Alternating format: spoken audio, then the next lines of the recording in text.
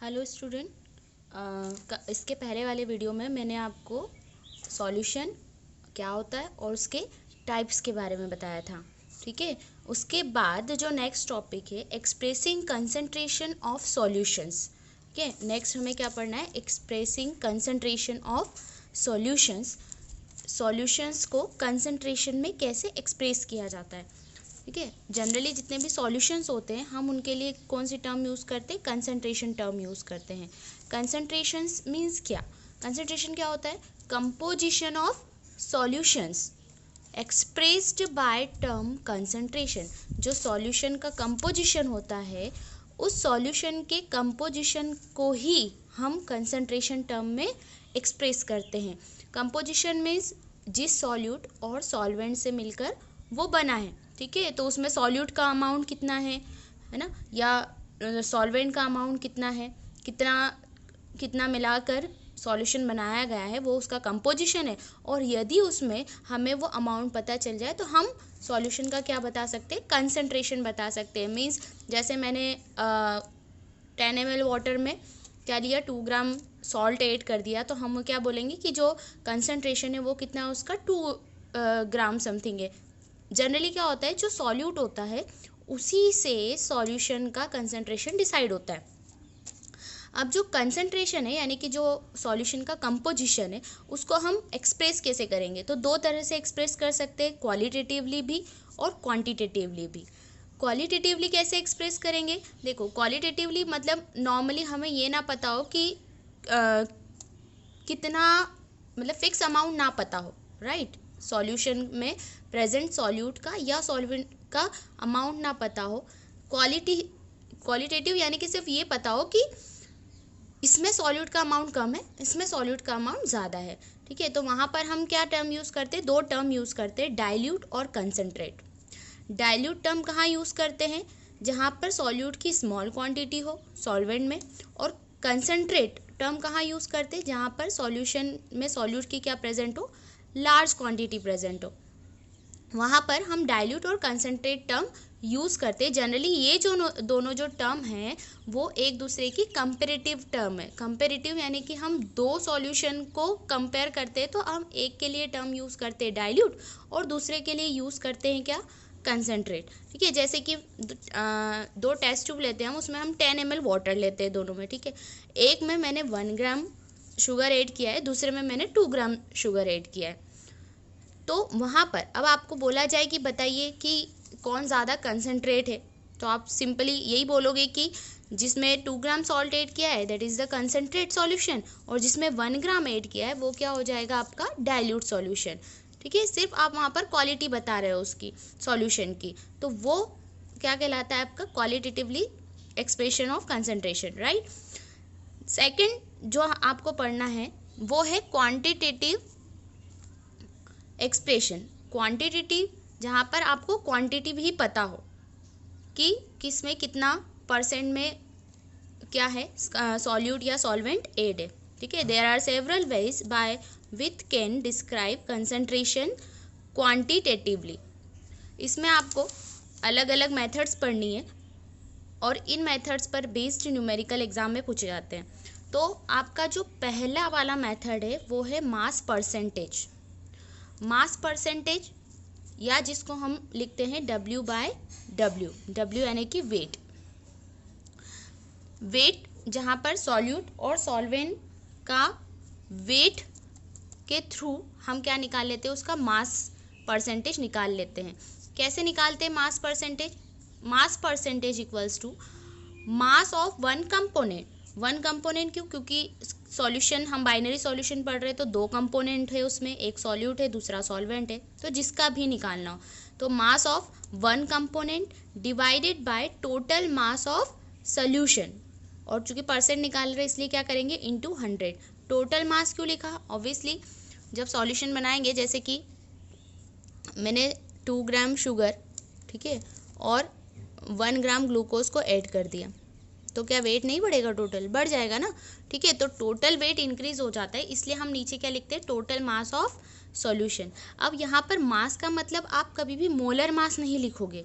कौन सा मास, जो आपको सॉल्यूशन बनाने के लिए जितना वेट दिया गया है यानी कि जो आपका गिवन मास होगा उसी से आप क्या निकालोगे, मास परसेंटेज। अंडरस्टूड। जैसे हम यहाँ पर एक एग्जांपल देखते, देखो यहाँ पर, if 10 gram glucose dissolve in 90 gram water. आपको 10 ग्राम ग्लूकोज दिया और आपको उसको क्या करना है, 90 ग्राम वाटर में ऐड करना है। So the concentration of solution is, तो कंसंट्रेशन क्या होगा, अब 10 ग्राम ग्लूकोज है, उसको डिजॉल्व किया है 90 ग्राम वाटर में, तो 10 ग्राम क्या हो जाएगा, आपका जो ग्लूकोज है वो है आपका सॉल्यूट, और जो 90 ग्राम वाटर है वो क्या है आपका सॉल्वेंट। मास परसेंटेज कैसे निकालेंगे, देखो, मास ऑफ ग्लूकोज यानी कि जो आपका कंपोनेंट है, जनरली सॉल्यूट ही लिया जाता है, divided by total mass into 100। कितना दिया है, 10, तो आप लिखोगे 10, नीचे टोटल मास हो जाएगा आपका 10 + 90 इंटू 100, तो आपका जो सॉल्यूशन का परसेंट निकल कर आएगा वो क्या आ जाएगा, 10%। तो यदि आपसे क्वांटिटेटिवली पूछा जाता है कि इस सॉल्यूशन का कंसंट्रेशन कितना है, तो आप क्या बोलोगे, that is the 10% glucose solution. क्या कहोगे आप उसे, 10% ग्लूकोज सॉल्यूशन। अंडरस्टूड होगा कि इसमें ग्लूकोज का कितना अमाउंट है, 10 ग्राम। ठीक है, इसलिए हम इसे क्या बोल रहे हैं, quantitative expression. Right, first method समझ में आ गई। सेम यदि आपको यहाँ पर कोई कंपाउंड है जो वेट में आप जिसको मेजर नहीं कर सकते हो, यानी कि लिक्विड है यदि, तो आप वहाँ पर मास की जगह क्या निकाल सकते हो, वॉल्यूम परसेंटेज निकाल सकते हो। तो सेकेंड मेथड है आपकी volume percentage, that is V by V। Volume percentage भी सेम मास परसेंटेज जैसे ही निकालते हैं, जैसे आपने मास परसेंटेज का फॉर्मूला देखा, यहाँ पर देखो वॉल्यूम परसेंटेज कैसे निकलेंगे, volume of one component divided by total volume of the solution. Mass की जगह क्या ले लिया आपने, वॉल्यूम ले लिया, इनटू 100। सेम यदि यहाँ पर मैं इसको ग्राम की जगह क्या कर दूँ, ml में कर दूँ, है ना, यदि इसको क्या कर दूँ, लिक्विड में कर दूँ, कंपोनेंट जो है, दोनों कंपोनेंट सॉल्यूट भी और सॉल्वेंट भी दोनों ही कैसे हो, लिक्विड फॉर्म में हो, तो क्या होगा। फॉर एग्जांपल देखो 10 ml इथेनॉल, क्या ले लिया आपने, 10 ml ethanol dissolve in 90 ml water. तो आप 90 ml वाटर में 10 ml इथेनॉल ऐड करोगे तो टोटल वॉल्यूम क्या हो जाएगा आपका, इंक्रीज। टोटल कितना हो जाएगा, 100 ml। सेम आपका जो फॉर्मूला है क्या हो जाएगा, volume percentage equals to 10 divided by 100 into 100, क्योंकि परसेंटेज निकाल रहे, कैंसिल हो जाएगा 10% बाय वॉल्यूम। तो आप सेम यहाँ पर भी बोल सकते हो, that is the 10% ethanol solution. क्या कहलाएगा वो, 10% इथेनॉल सॉल्यूशन। थर्ड मेथड जो है आपकी मास बाय वॉल्यूम परसेंटेज। अब देखो आपने मास परसेंटेज पढ़ा, वॉल्यूम परसेंटेज पढ़ा, दोनों को मिलाकर थर्ड जो आपकी मेथड है that is the mass by volume percentage, that is W/V। यानी कि कभी आपको जो सॉल्यूट है वो कैसा दिया हो, सॉलिड फॉर्म में हो, और जो सॉल्वेंट है या जो आपका सॉल्यूशन बना है वो लिक्विड फॉर्म में है, तब हम यहाँ पर ये वाला फॉर्मूला लगाएंगे। क्या होगा यहाँ पर, mass of solute divided by volume of solution into 100। अब यहाँ पर नीचे आपको मास ऐड नहीं करना है, जो भी आपका सॉल्यूशन यानी कि सॉल्वेंट का जो मास है, केवल वॉल्यूम है वही लेना है।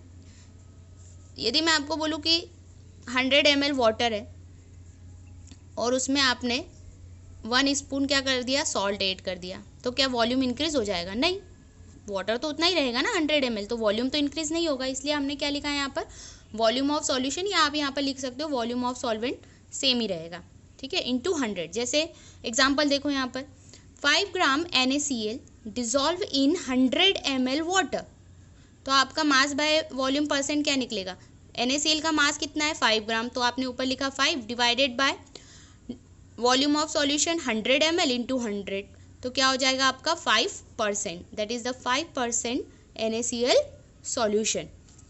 समझ में आ गया। चलिए आगे नेक्स्ट मेथड जो आपकी दे रखी है 4th नंबर की, पार्ट्स पर मिलियन। नेक्स्ट मेथड दे रखी, कंसंट्रेशन को किस में डिफाइन करना, पार्ट्स पर मिलियन, या शॉर्ट में हम इसको बोलते हैं ppm में।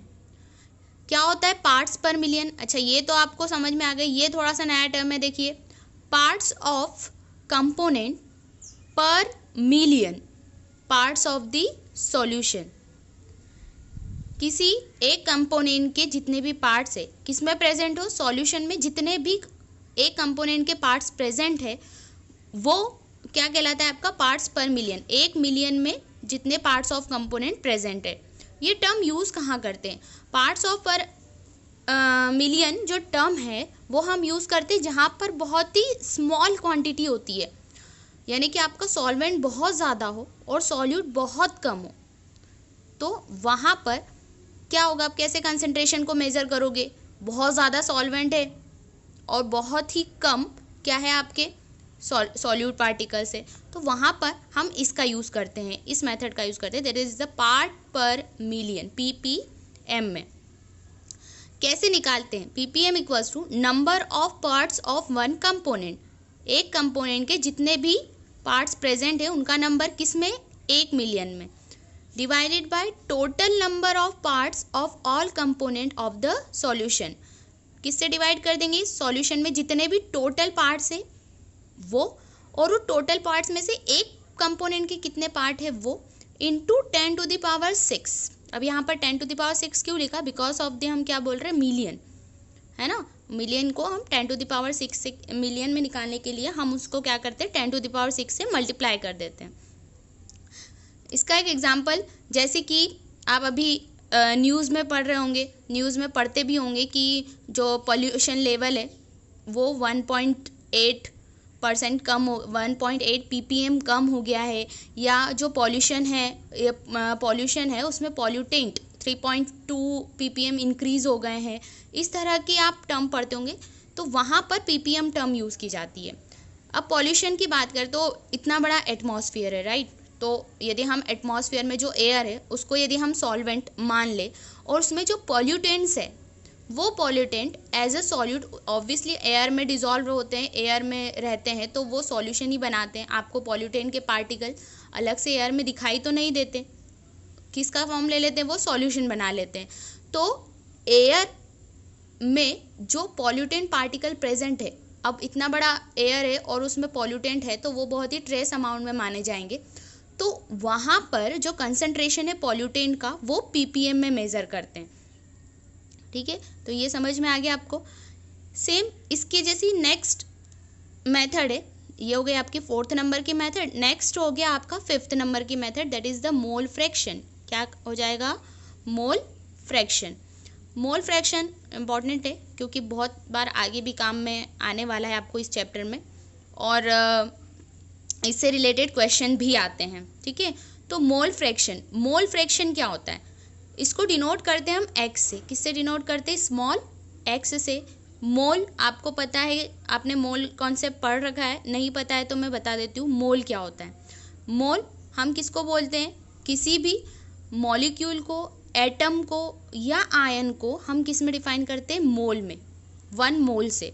और जैसे कि यहाँ देखो एक एग्जाम्पल दिया हुआ है, यदि मैंने कहा कि 1 कार्बन एटम है, 1 कार्बन एटम में 1 कार्बन एटम का मास कितना होता है, 12 ग्राम, राइट। तो मैं उसको 12 ग्राम कार्बन ना बोलकर क्या बोलते हैं हम उसे, 1 मोल कार्बन।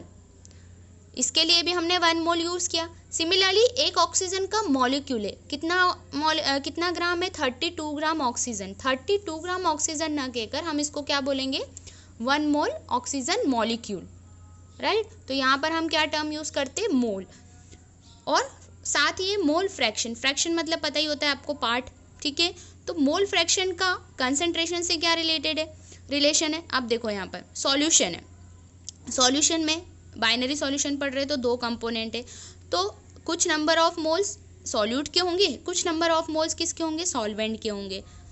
यदि हम उसको ग्राम में ना लें, जैसे हमने यहाँ पर एग्जांपल लिया था कि 10 ग्राम ग्लूकोज है, 10 ग्राम ग्लूकोज ना बोल के मैं यहाँ पर बोल दूँ कि 2 मोल ग्लूकोज है ना, तो फिर हम वहाँ पर क्या बता सकते हैं, मोल फ्रैक्शन। अब 2 मोल के लिए हम यहाँ पर मास तो नहीं दिया है ना, तो हम वहाँ पर कौन सी टर्म यूज़ करेंगे, मोल फ्रैक्शन, कि कितने नंबर ऑफ मोल सॉल्यूट के डिजॉल्व है और कितने नंबर ऑफ मोल्स क्या प्रेजेंट है, सॉल्वेंट के प्रेजेंट है। क्या होता है mole fraction, it is the ratio of number of moles of one component to the total number of moles of all components present in the solution. Mole fraction क्या लिखा है, ratio of, यहाँ पर देख लो फॉर्मूला जो है वही definition है, number of moles of the one component. यदि आपको मोल फ्रैक्शन निकालना है, यदि आपसे पूछा सॉल्वेंट का कितना मोल्स डिजोल्व है, तो यहाँ पर सॉल्वेंट के नंबर ऑफ मोल्स लिखो। यदि आपसे पूछा है सॉल्यूट के कितने मोल्स है, तो यहाँ पर हम कंपोनेंट में क्या ले लेंगे, सॉल्यूट। दो कंपोनेंट है, जिसका भी निकालना है उसके क्या लिखेंगे आप, नंबर ऑफ मोल्स। 1 मोल है, 2 मोल है, जितना भी है, divided by total number of moles of the all components, यानी कि टोटल नंबर ऑफ मोल्स यानी कि सॉल्यूट प्लस सॉल्वेंट के नंबर ऑफ मोल्स। ठीक है, तो उससे क्या निकलेगा आपका मोल फ्रैक्शन। यहाँ पर इंटू 100 नहीं करना है क्योंकि परसेंट नहीं निकाल रहे, सिर्फ पार्ट निकाल रहे कि कितना मोल प्रेजेंट है। ठीक है, मोल कितना पार्ट में सॉल्यूट है, कितना पार्ट में सॉल्वेंट है। ठीक है, इसका एग्जाम्पल देखो यहाँ पर, for binary solution, binary solution ही पढ़ रहे हैं हम, इस पूरे चैप्टर में बाइनरी सॉल्यूशन ही पढ़ेंगे, यानी कि एक सॉल्यूट और एक solvent. There are 2 components A and B, एक सॉल्यूशन है जिसमें 2 कंपोनेंट है ए और बी, एक सॉल्यूट होगा एक सॉल्वेंट होगा, कुछ भी हो सकता है, 2 कंपोनेंट है बस, ए और B, and number of moles respectively N A और एन बी। जो नंबर ऑफ मोल्स होता है उसको हम एन से डिनोट करते हैं, एन, स्मॉल एन को हम क्या बोलते हैं, नंबर ऑफ मोल्स।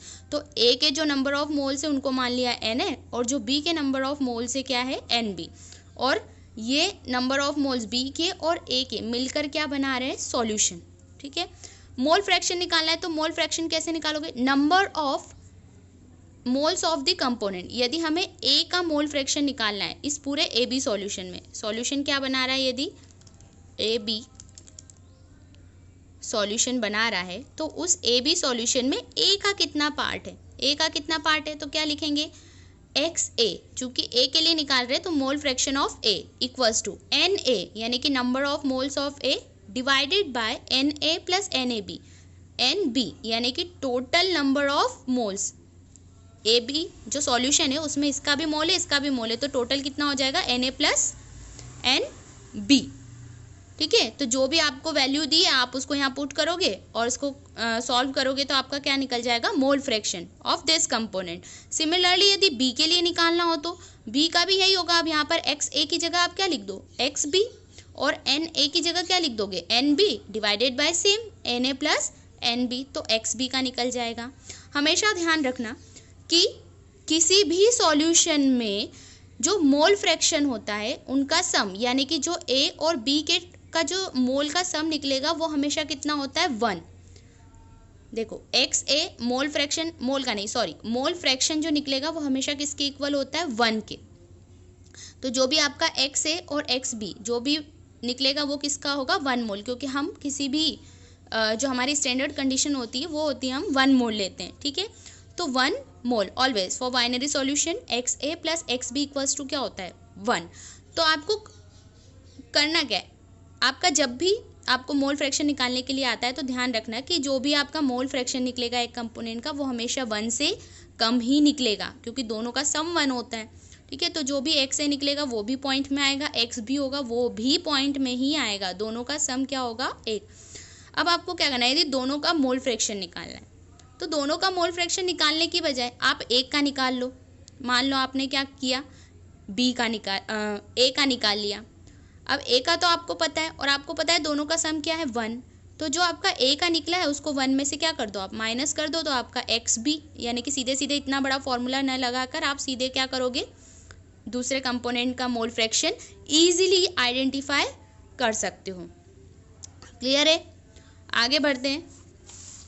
5 मेथड पढ़ लिए हमने। देखो यहाँ पर mass percentage, volume percentage, mass by volume percentage, parts पर मिलियन और मोल फ्रैक्शन। मोल फ्रैक्शन से रिलेटेड एक क्वेश्चन है, ठीक है, जो मैं आपको नेक्स्ट वीडियो में बताती हूँ। आप इसको अच्छे से पढ़ें। मोल फ्रैक्शन को के क्वेश्चन कैसे आते हैं वो हम नेक्स्ट वीडियो में देखेंगे। ठीक है।